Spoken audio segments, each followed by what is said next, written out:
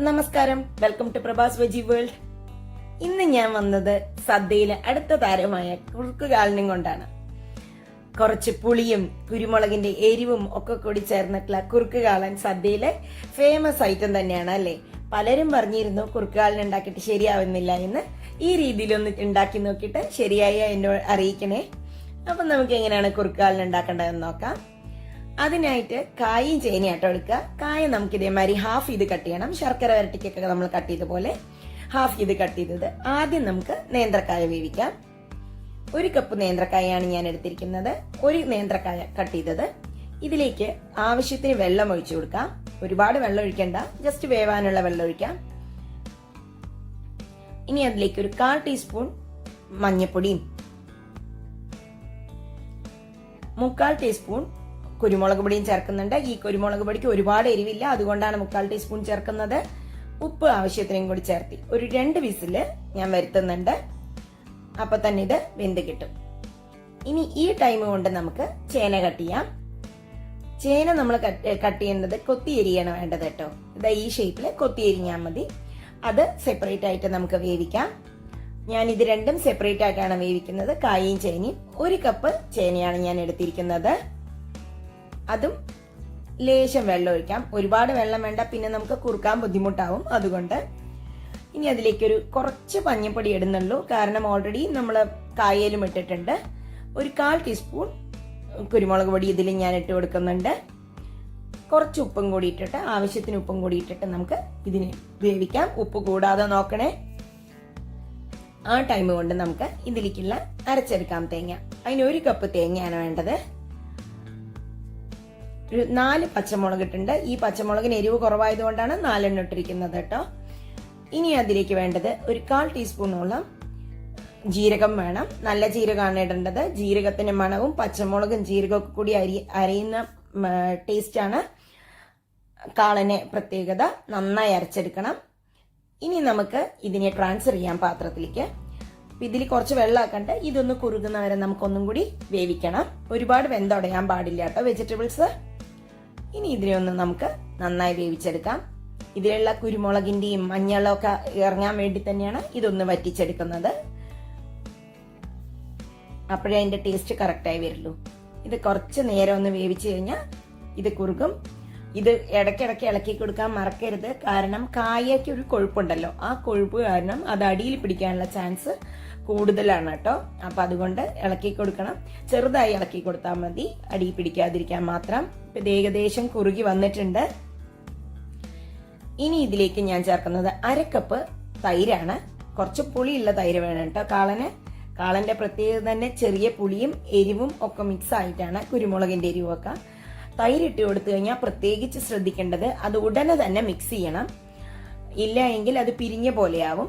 ഇനി ഈ തൈരിൽ കിടന്നിട്ട് വേണം ഈ കായയും ചേനയും നന്നായി അങ്ങോട്ട് വേവാനായിട്ട്. വെന്തതാണ്, പക്ഷെ അതിലേക്ക് നമുക്ക് കായയിലും ചേനയിലേക്കും ഇത് നന്നായി ഉള്ളിലേക്ക് ഇറങ്ങണം. തൈരിൽ വേവുന്നതുകൊണ്ട് വെജിറ്റബിളൊന്നും ഒരുപാടാവില്ല. ഉപ്പ് പോരാ, അപ്പം ഞാൻ ലേശം ഉപ്പിട്ട് കൊടുത്തിട്ടുണ്ട്. ഇനി ഇതിനെ നന്നായി ഇളക്കാം. ഇളക്കി യോജിപ്പിക്കാം. ഇടയ്ക്കിടയ്ക്ക് നന്നായി ഇളക്കണം, ഇല്ല എങ്കിൽ അടി പിടിക്കാനുള്ള ചാൻസ് ഉണ്ട്. അതുകൊണ്ടാട്ടോ അങ്ങനെ പറയുന്നത്. ഇതൊന്ന് അടച്ചു വെച്ച് 5 മിനിറ്റ് കുക്ക് ചെയ്യാം. ഇത് കണ്ടോ, നന്നായി കുറുകി വരുന്നുണ്ട് ഏകദേശം. പക്ഷെ ഇനി ഒരു 5 മിനിറ്റും കൂടി നന്നായി കുറുകട്ടെ. നമുക്ക് ചട്ടിയിലൊക്കെ വെക്കുമ്പോ ഇരുന്നും കുറുകും കേട്ടോ. അപ്പൊ അതൊന്ന് ശ്രദ്ധിക്കണം നന്നായിട്ട്. ഹിൻഡാലിയം പാത്രത്തിലൊന്നും പുളിയുള്ള സാധനങ്ങൾ വെക്കരുത് എന്നാ പറയണത്. ഇത് ഏകദേശം കുറുകി വന്നിട്ടുണ്ട് നന്നായിട്ട്. കണ്ടോ, നന്നായിട്ട് ആ തൈരിന്റെ ഒക്കെ ടേസ്റ്റ് അതിലേക്ക് ഇറങ്ങിയിട്ടുണ്ട്. ഇത് കണ്ടോ, കുറുകിയിട്ട് നന്നായി കുറുകി വന്നിട്ടുണ്ട്. ഇനി ഇതിലേക്ക് നമുക്ക് അരച്ചു വെച്ച തേങ്ങ ചേർക്കാം. തേങ്ങ നല്ലോണം വെണ്ണ പോലെ അരയണം എന്നാട്ടോ നമ്മുടെ അവിടെ പറയാ. വെള്ളം അധികം ഇല്ലാതെ അരക്കണേ.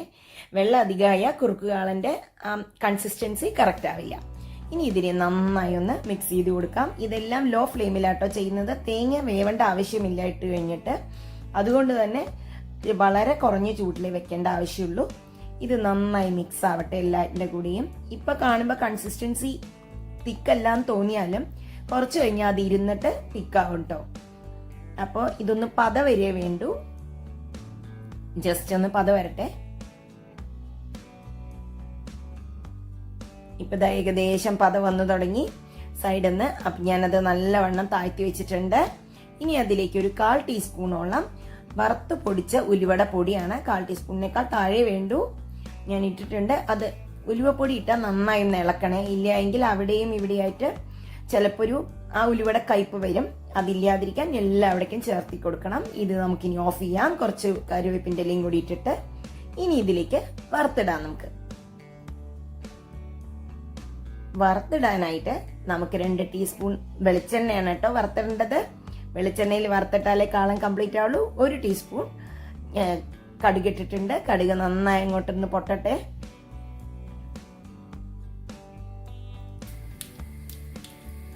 കുറച്ച് വെളിച്ചെണ്ണയൊക്കെ ഉണ്ടെങ്കിൽ കാളം നന്നാവുള്ളൂ. ഇനി ഇതിലേക്കൊരു കുറച്ച് ഉലുവയും കൂടി ഇട്ട് കൊടുക്കണം.